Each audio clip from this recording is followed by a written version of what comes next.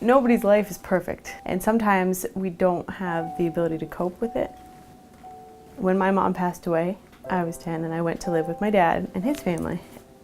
I hadn't actually met this family until I was 10. Not being able to process that, not knowing how to, not like having help, it was just really, it was bad.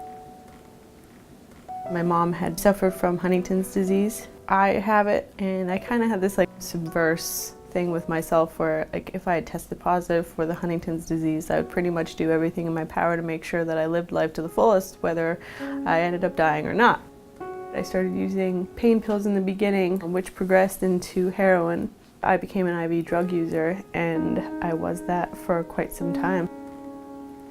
If it wasn't for like the one friend that I had made, he said that we can go to the ER and find out about the detox. I took every opportunity that was given to me through finishing the detox, which at that point I got accepted to the Beacon House.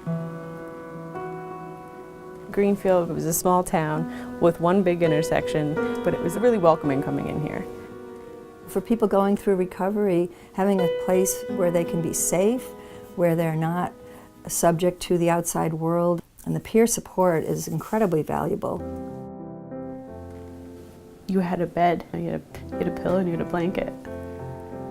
You know, not only did you have that, but like you had other women who were familiar with what you were going through. That was probably the nicest feeling ever, to know that I was in an environment where I was safe. You get a foundation if you're willing to take all of the help given to you. And I remember mentioning that I needed something to do. And then all of a sudden, the peer outreach coordinator said, I have a man coming here to talk about this 5K event in light of all of the recent overdoses. And that day, you know, we had a conversation about how the Firebird would be an integral part of like being able to bring that education and awareness into this town. And I couldn't believe that I was being asked to help. The race started because there wasn't really anything in town that brought everybody together, like firemen, residents. I started planning for the race, and I met Devon, and she wound up doing all the work pretty much. I've never experienced a community like this, but I've also never been an active member of a community. The amount of help and the kindness that I received from this town is why I've chose to stay here and like continue to give back to my community. So there's a common thread in all of the work really that we do here at ServiceNet, and that is to support each individual to reach independence. We're also bringing them to a point where they can make contributions themselves to society.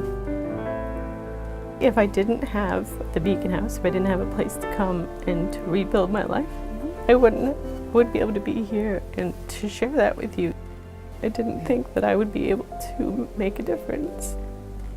When you're in the depths of like figuring out yourself and what you're going to do with your life, nobody's really ever been there to help. And that's what I got here, was like somebody to say like it's okay, like you're exactly where you need to be right now.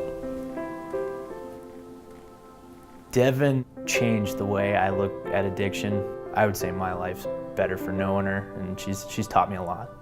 I'm grateful. I'm grateful that I'm alive. I'm grateful that the Beacon House exists. I'm just really grateful.